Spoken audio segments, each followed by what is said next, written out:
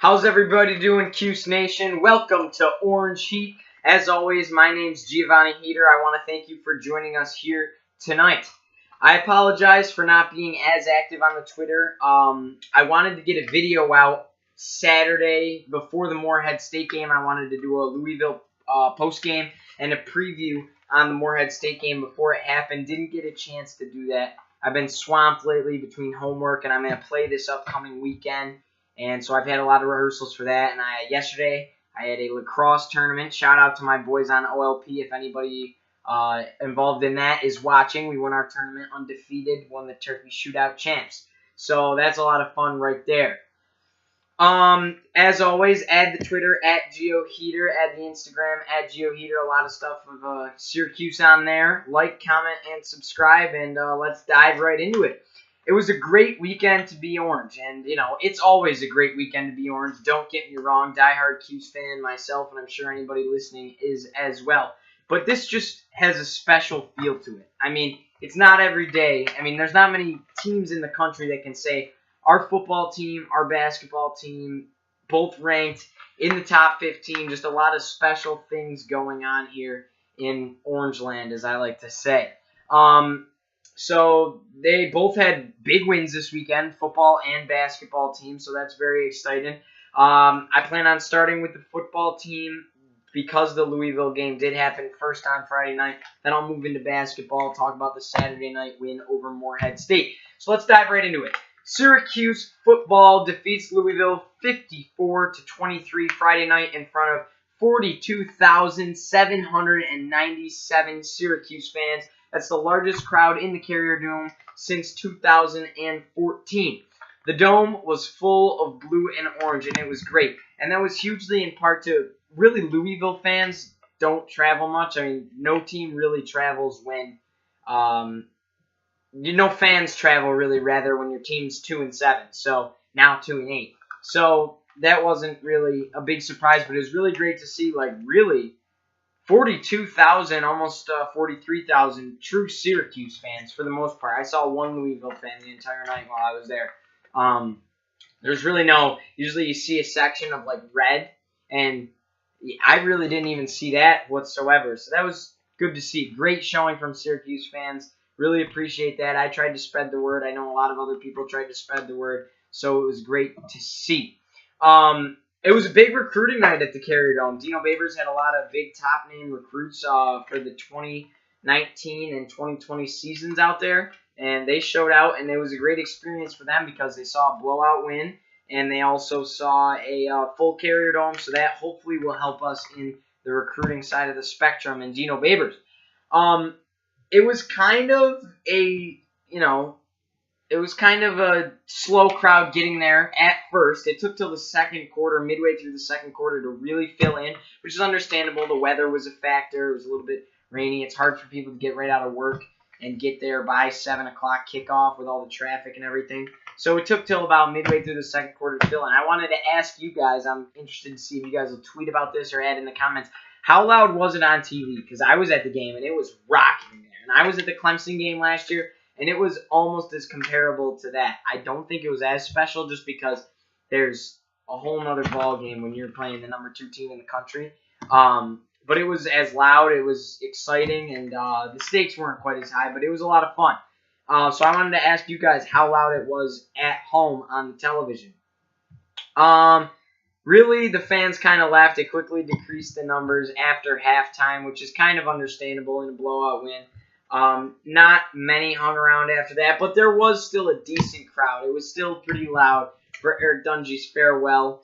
They pulled him out with about 2 minutes left. I know Gino wanted to pull him out a little earlier, and he couldn't because Jarvie and Howard fumbled the football. They pulled him out with about 2 minutes left, I think it was. Tommy DeVito came out. Dungey did his farewell. He was going like this and pointing at the fans. So that was pretty cool to see. I was screaming because I love Eric Dungey, and that was a lot of fun to see. So there were some people there for that. A good amount of people stayed and packed the sides for the senior walk, which was great to see. I'm sure I loved it. I'm sure the players loved it a lot more than me. So, with all that being said, the game could have been a lot better in my opinion. I mean, hard to complain. A win is a win, but I just think the game could have been a lot better. The offense started really stagnant. It's just the first points of the game came with a Jarvian Howard touchdown with just under 4 minutes left in the first quarter. That's not good. I thought we were really going to come out firing. I thought we were going to have, by that point, I would have thought the score would be like 21-0 or something crazy like that. But that was our first points on the board with just under 4 minutes left in the first quarter. Eric Dungey was kind of decent Friday night, He was 14 for 27 passing for 192 yards. He also rushed for 62 yards, and he had 3 total touchdowns. So, just an average game. I mean, it's a good game, not a great game. We've seen Eric Dungey do a lot better. So, it was just a decent game for Eric Dungey. He still put up 3 touchdowns on the board, so that's pretty good. He did throw an interception, and we'll get into that later. I think there was an underlying reason for that. I guess we'll just get into it right now. Why not? The pick, I think, was due to they were forcing things. Because I think they were forcing things. They were trying to get the seniors some touchdowns on their last game in the Carrier Dome, like Jamal Custis, like Ravian Pierce. And you could tell a couple times he tried to force the ball into them in the red zone, and it led to an interception. And I think that was just a coaching move. I think they were just trying to get those guys some last scores before they left the Dome, which makes sense. And I think that was the result. I think in a normal game, Dungey doesn't even make that throw, to be quite honest, because he knows that wasn't, it was tight coverage and everything like that. And he thought he'd give his 6'5" wide receiver and Jamal Custis a shot. Custis had a shot. They were really wrestling for the ball, and it ended up being an interception for Louisville. Like I said, in a regular game, I don't think that's going to happen. The receiving game really wasn't big for the second week in a row, which kind of surprised me a little bit. It was really a rushing show tonight again, like it was at Wake Forest last weekend, and I'm really not complaining much because the rushing game has been a problem in the previous years, but, would have been nice to see a little more exciting passing game. The passing game is certainly a little more exciting as a fan. But Nykeem Johnson was the leading receiver. He had just 1 reception on the night, but it was a 65-yard touchdown dime thrown by Eric Dungey. That was, I believe, in the third quarter. It was a really good throw, really good pitch and catch, and they've been doing it all year. And Nykeem Johnson's been a long bomb receiver all season, so it was great to see that. Taj Harris followed Nykeem with 58 yards off of just 6 catches here tonight. Sean Riley received for 51 yards off of 3 receptions, and Jamal Custis only had 2 catches for 14 yards on his senior night showing. A little bit disappointing there. Would have been nice to see some more out of him in his last game in the Carrier Dome. That's all he was able to come up with. And same thing for Ravian Pierce on his senior night, only 2 catches for 4 yards. So what are you going to do, right? The run game is what we needed to do to dominate the football game in this matchup, and that's what we did. Still 2 more games left in the regular season, then a bowl game. We know that's certainly clinched. So exciting to see how the passing game is going to get played into that for the rest of the year, especially next weekend against Notre Dame. We'll get into that, but I am very, very, very excited. I think all of Orange Nation is excited, as they should be. Mo Neal. That's Mo Neal. That's all I have to say about that. He rushed for a career high on just about everything. 159 yards for 2 touchdowns off of just 8 carries. He broke 2 long ones. One of them ended in a touchdown. One of them he got tackled within the 5. But Mo Neal played exceptional tonight. He really played his heart out. He was huge, so he was exciting to watch. Dante Strickland went down with a minor injury early in the ball game. It appeared to be that he was fine during the senior walk. He was on the sideline for the second half, and he came out for the senior walk. He was, running around, excited, engaging with the fans. So I think Dante Strickland is going to be just fine, which is a good sign. With Dante Strickland being hurt, it really opened up the door for Jarvian Howard to get some more action in the ball game. He had 15 carries for 71 yards and a touchdown in the Carrier Dome. So I love Jarvian Howard. It was cool to see him get some more time out there.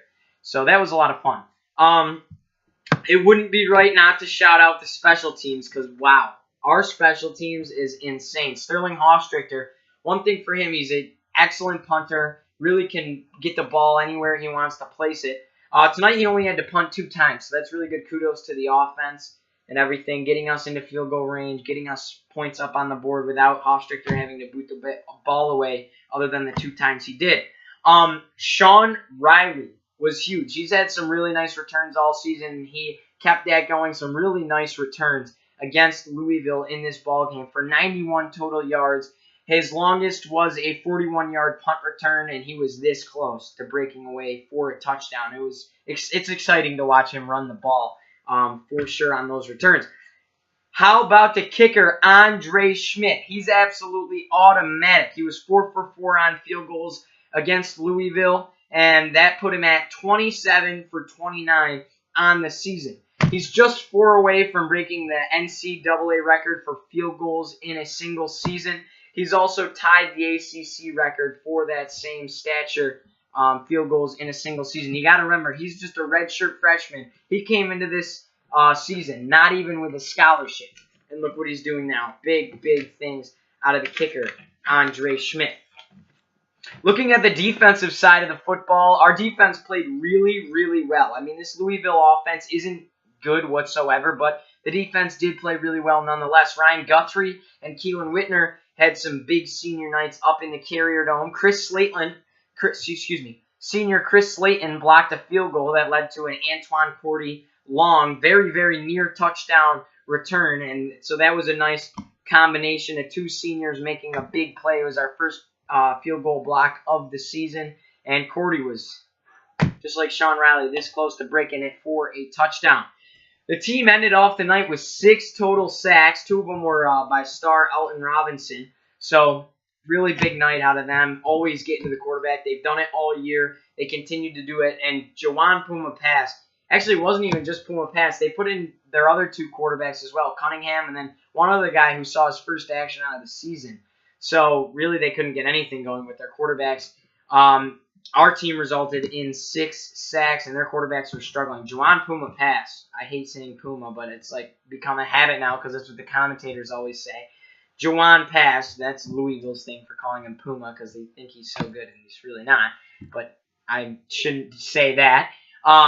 He struggles to hold on to the football, which was kind of enjoying to watch because it was like a slippery bar of soap for him. He couldn't hang on to that ball for his life, which led to us forcing 4 turnovers. 2 of them were fumbles, and that was great to see. Owen Robinson fell on one.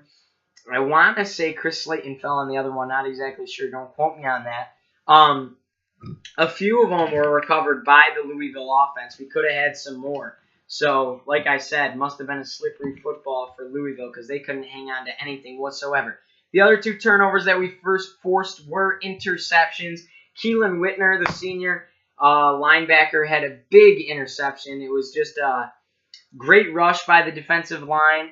Quarterback was hit, lobbed up throw, very off target. Keelan Whitner made a very athletic play, jumping up to snag that football, giving us a possession. And Andre Sisco had the other one. It was his 5th interception of the season. I believe he's tied for 4th place now in the nation. He led for a long time, but he fell back a little bit because he hasn't had one in a while. There were some things that I think in this game you need to fix if you want to beat Notre Dame, which I'll get into it the next episode. I do think we're going to beat Notre Dame. I'll say that flat out. But there's some things we need to fix, and I think part of that is you play to the level of your opponent sometimes, especially if you're Syracuse. So Louisville, obviously a poor football team. They have some athletes, but a poor football team, and we kind of played to that level to an extent with some of these mistakes.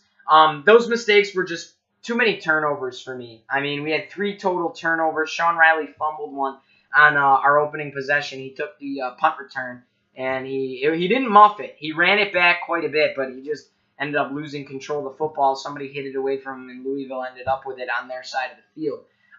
Luckily, that resulted in the big field goal block, so nothing there, but it still happened. Jarvian Howard, my man, it seems like he can't hang on to the ball too well this season. He had his 3rd fumble on the year against Louisville. And Eric Dungy threw that interception, as I said. So there's 3 turnovers. I feel like if you're going to beat Notre Dame, you got to limit the turnovers because they're a good football team. And Louisville couldn't capitalize on the opportunities as much, but a team like Notre Dame certainly will be able to. And that's coming off 2 consecutive ball games with no turnovers whatsoever. So that's a big jump. No turnovers in 2 games against NC State and Wake Forest, going to 3 turnovers Friday night. Big reason why we beat Wake Forest and kind of Wake Forest, but certainly North Carolina State was the turnover battle being won by us. There were just another thing. There were too many penalties for me. 7 total penalties for the Orange. There were a few big holding calls that we committed that pulled back some touchdowns. Jarvian Howard would have had 3 touchdowns, maybe 4 tonight, if those holding calls weren't in play. It did give Schmidt the opportunity to bang some field goals in. Certainly would have been nice to put up those touchdowns, though. We could have won this game by a lot more. Louisville is clearly as bad as they were advertised, and for lack of a better term, they're just bad. They're very undisciplined, clearly with the coaching. There's some problems going on. They have the athletes, but the coaches can't put it together. That team clearly isn't believing. I'm sure it's hard to when you're 2-8, but not bought into the program whatsoever. There were 17 penalties on Louisville for 125 yards that they gave us, freebies. And Bobby Petrino was fired yesterday on Sunday, so interesting to see what they're going to do there. He will not be coaching the rest of the season. A lot of teams do let the coach finish out the year, which, by the way, I don't necessarily agree with. We did that with Scott Schaefer. We let him finish out the year. They're not letting Bobby Petrino finish out the year. He's gone, and he's done and gone. Overall, we didn't really play all that well, as I said. We should have and we could have put up a lot more points on the scoreboard. Couldn't get that done. Nonetheless, hard to complain. We won by 31 points to an ACC opponent who beat us by a lot the 2 previous years. And we moved on to be undefeated at home. That's the 4th time in program history that the Orange are undefeated at home in the Carrier Dome. And really, well, actually not just at the Carrier Dome. That's counting in Archibald Stadium as well. But, yeah, so we're looking to build on a strong 8-2 record. Very exciting things happening there. The Dome was rocking. I had a lot of fun there. I was at the ball game, and the Dome was rocking. It was loud on 3rd downs. I think the greatest game I've ever been to had to be the Clemson game last year, as I said, but this was a lot of fun. The senior walk was great. I loved Eric Dungy's farewell. I loved the rest of the seniors' farewell, but especially Eric Dungy's. He spent a lot of individual time going up to every fan, taking pictures, signing autographs, everything like that. So he was really soaking in the moment the best he could. I wanted to show this to you guys real quick. I was able to. I have a jersey over there, a game-worn one. We got a bunch of stuff down here in the basement. As you can see, that's the 2000 and I believe it's 13 basketball team that cost Jim Boeheim his wins. Over there, you can't see it, a bunch of lacrosse posters, Ernie Davis, Jim Brown pictures. Right there's a McNabb autograph, Wesley Johnson autograph, basketball down here that you can't really see well.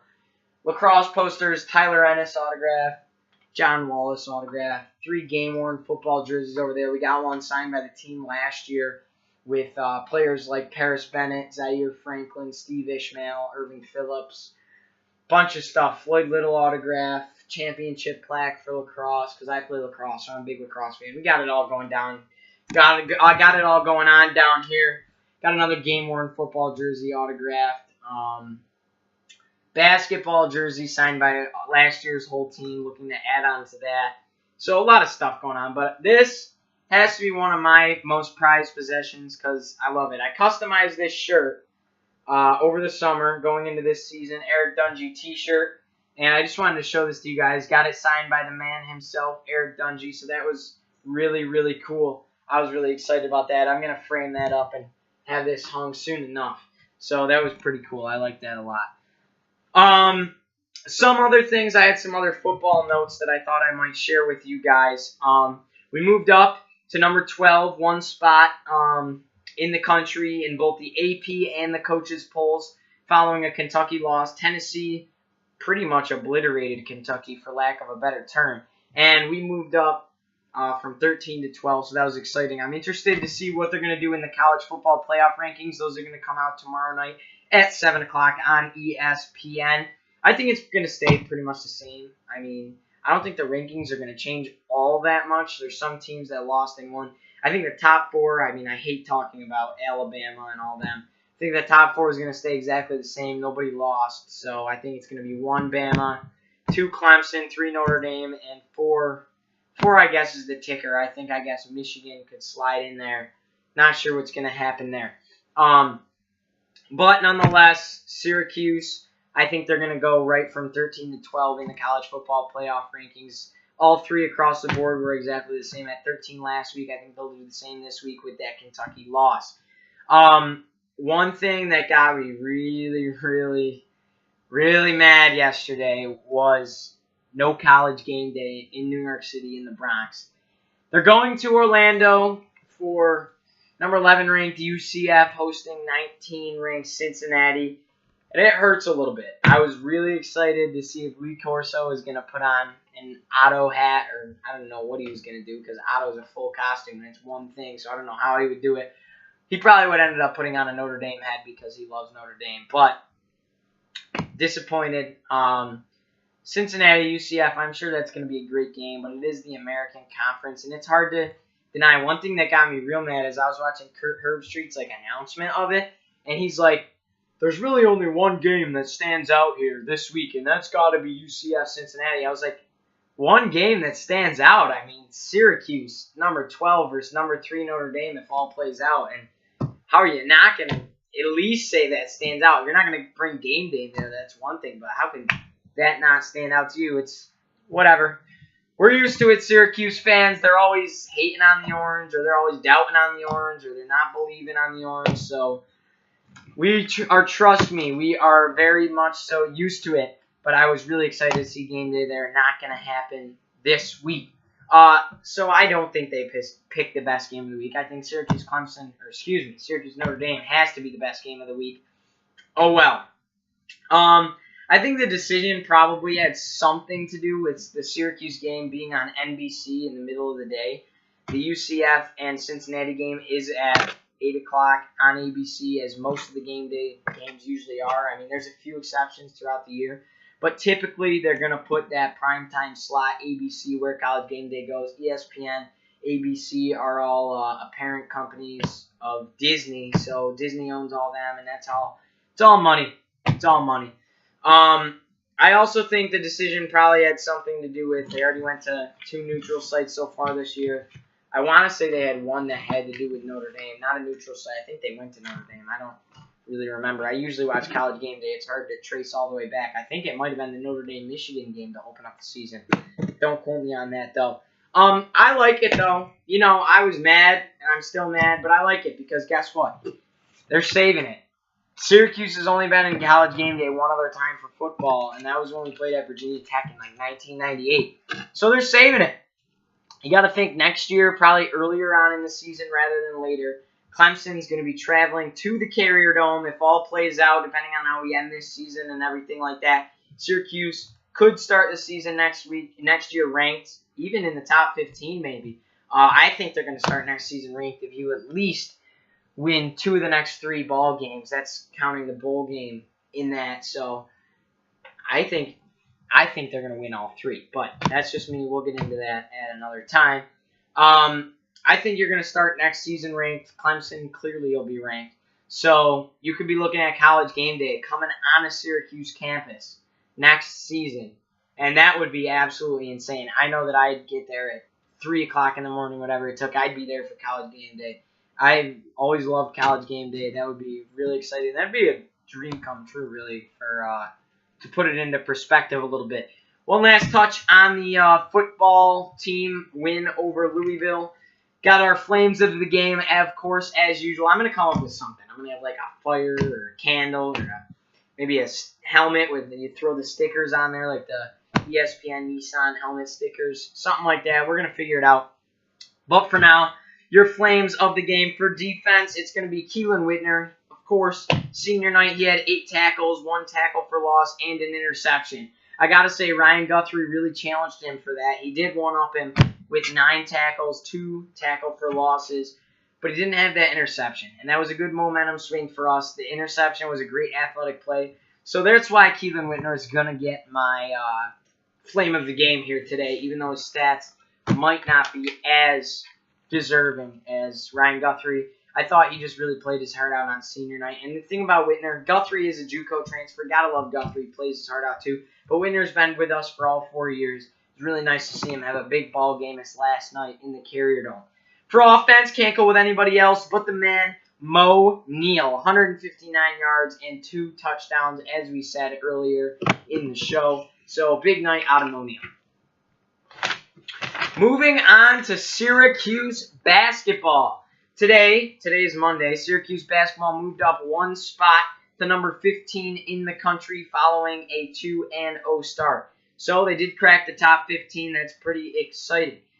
Syracuse beat Morehead State Saturday night in the Carrier Dome, 84-70. It was a fairly competitive ball game. I watched like 80% of it.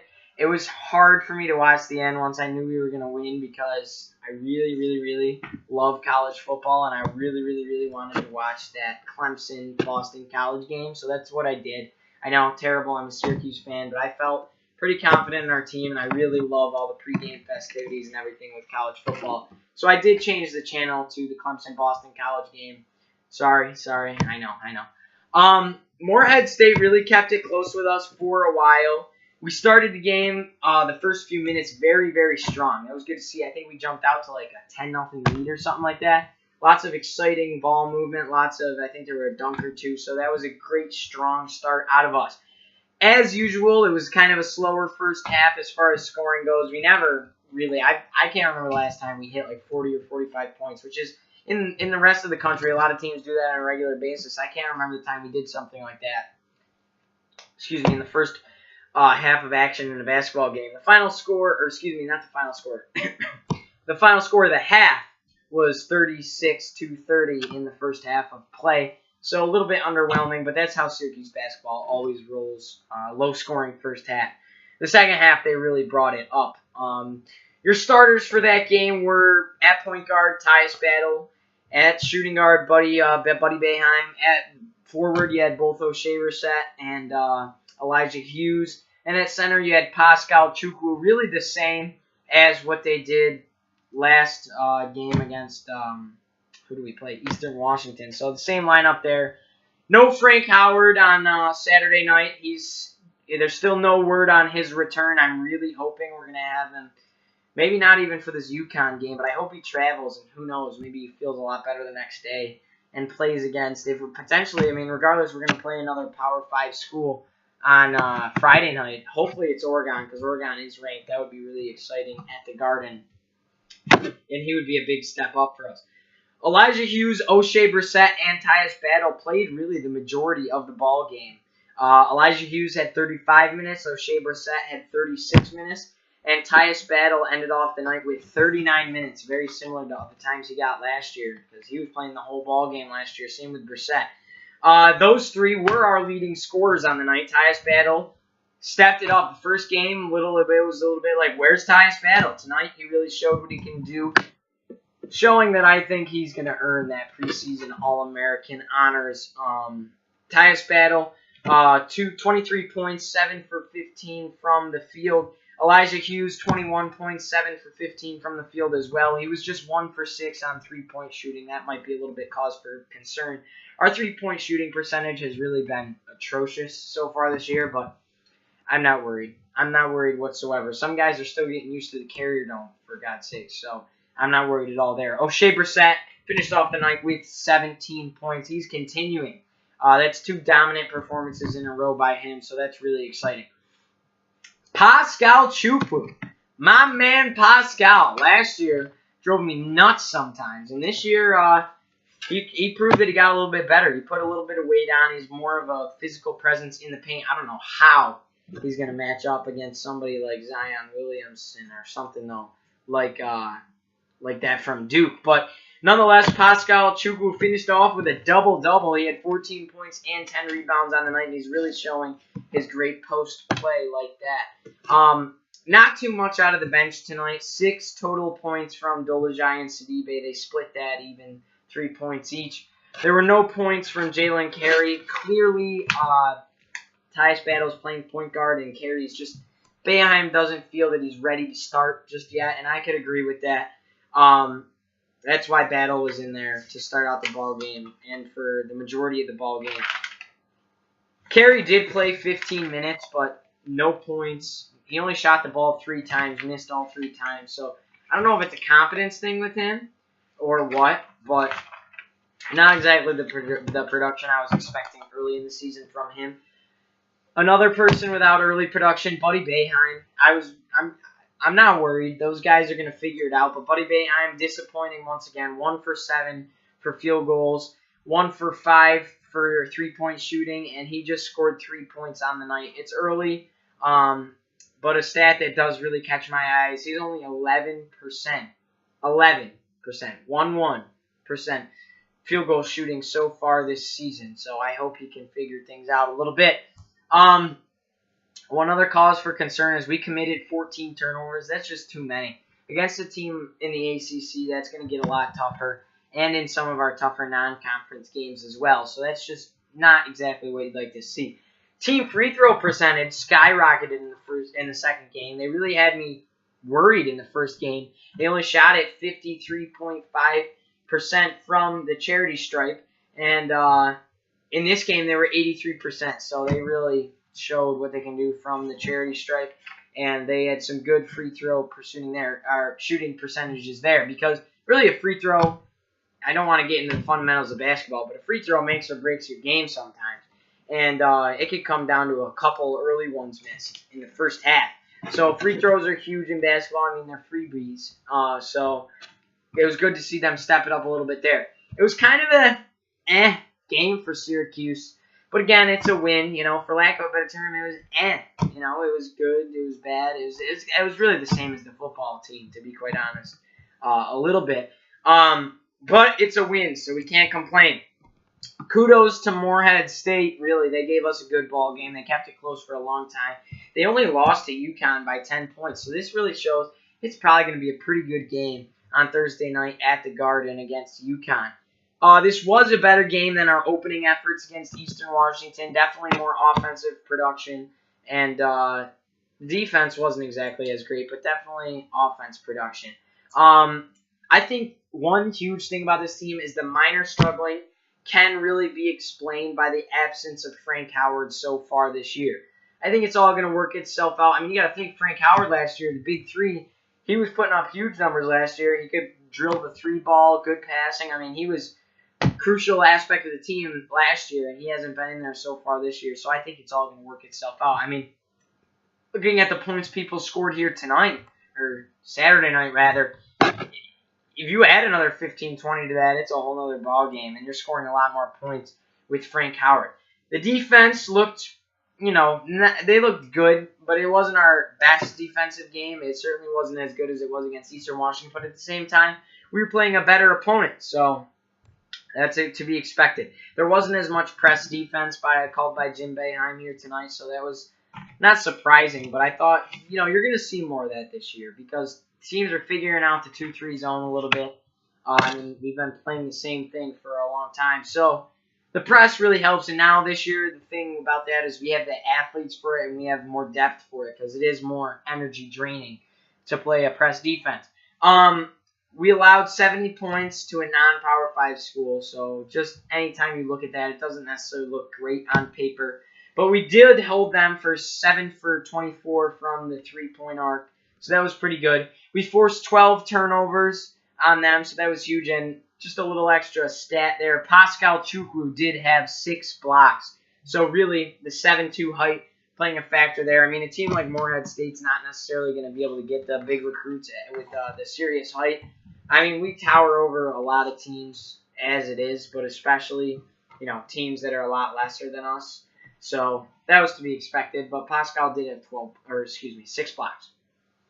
Our flame of the game for this was Tyus Battle. Tyus Battle had 23 points and 3 assists, so it was really great to see him back. That's very exciting. I really hope he can live up to it, because who knows? He could be preseason, or not preseason. He could be, when it's all said and done, he could be ACC Player of the Year. He could even be National Player of the Year, so you never know. To wrap it all up, that's basically all I got. I'm sorry, it doesn't seem, I feel like this show doesn't have as much of a flow. I feel like I'm not as, into it. And I'm always into it. I'm exhausted, man. Yesterday I had that lacrosse tournament and just had rehearsals and stuff, so I'm just ready for a nap, to be quite honest. So that's why, if it doesn't seem like I'm as engaged, I am. Just tired, and I definitely wanted to get a show to you guys before then. But to cap it all off, it's a very, very exciting week to be a Syracuse fan. It's huge. Syracuse basketball, they're going to match up against UConn, good old rivalry game from the Big East, on Thursday night at the Madison Square Garden. Huge venue, a lot of history there between Syracuse and UConn, going back to that 6 overtime game. Just even Syracuse history there, Big East tournaments, everything like that. Very excited for that. I won't even be able to watch it. I won't be able to basically watch all 3 of the big games this weekend. I got my play at the high school. I'm playing one of the leading roles. That's going to be Thursday night, Friday night, and Saturday night. So I'm going to do the best I can. I definitely won't be able to watch live the 2 basketball games. I should be able to watch most of the football game. But to get into that, like I said, Syracuse basketball is going to play UConn Thursday night at Madison Square Garden. That's going to be at 7 o'clock on ESPN. After that, Friday night, we're going to either play Iowa or Oregon. Oregon's nationally ranked. That's going to be on Friday night. And it all depends. You lose to UConn, which, I hope we don't. But you lose to UConn, you're going to play the loser of Iowa versus Oregon. So, most likely, my prediction for that would be Iowa's going to win. Or, excuse me, Iowa's going to lose. Oregon's going to win. I mean, those are 2 probable NCAA tournament teams. Definitely likely. They're 2 very good basketball teams. So, if you lose to UConn, you're most likely going to play Iowa, but you never know. Upsets do happen. I'm hoping it's going to be Syracuse versus Oregon Friday night. 2 ranked teams. I think we're going to take care of business against UConn. We'll get into a preview and a prediction later on in a different show later this week. Then you got the big behemoth of the whole weekend to cap it all off. Syracuse football is going to be playing number 3 ranked Notre Dame at Yankee Stadium Saturday. That's going to be at 2:30 kickoff at Yankee Stadium on NBC. Very, very, very beyond excited for that. I mean, this is the biggest game for Syracuse football in a very long time. I can't remember the last time the stakes were this high. And personally, my grandpa played at Syracuse. He played football, and he hated Notre Dame. So my whole family, we hate Notre Dame. Like, so I want nothing more than us to kick Notre Dame's butt, and it'll be great to knock their playoff hopes out of anything, any kind of dreams they had there. So I'm just very excited for that. My play is going to be at 7 at night. Probably got to get there around, 5 or so. So kickoff at 2:30, hoping I can watch the whole game. Might not be able to watch the entire thing. I'm going to get as much of it watched as I can. We're going to have some previews coming to you later this week, as I said, probably Wednesday night. I'm really hoping I get a chance. I'm going to be swamped again this week because it is the week of openings. But I'm going to try the best I can to get one to you Wednesday night. Because Tuesday night, maybe Tuesday night, it would have to be after 7 o'clock when the college football playoff rankings come out because I want to talk about that. So either Tuesday night or Wednesday. Yeah, Tuesday night or Wednesday. Really, that's all I could do. So Tuesday night or Wednesday, we're going to try and get that to you. As always, add to Twitter, @GeoHeater. Like, comment, and subscribe for more. Can't wait for you guys to watch a nice preview of UConn. Then I'm going to do a mix it up. I guess I'm going to preview Iowa and Oregon because you never know what's going to happen. So I'll do a brief preview on those 2. And, of course, I'm going to preview Notre Dame. You're going to get my predictions on all of those games. And, yeah, that's all I got, guys. Let's go Orange, baby. Woo! 8-2 football, 2-0 basketball, undefeated at home. Yes, good time to be Orange.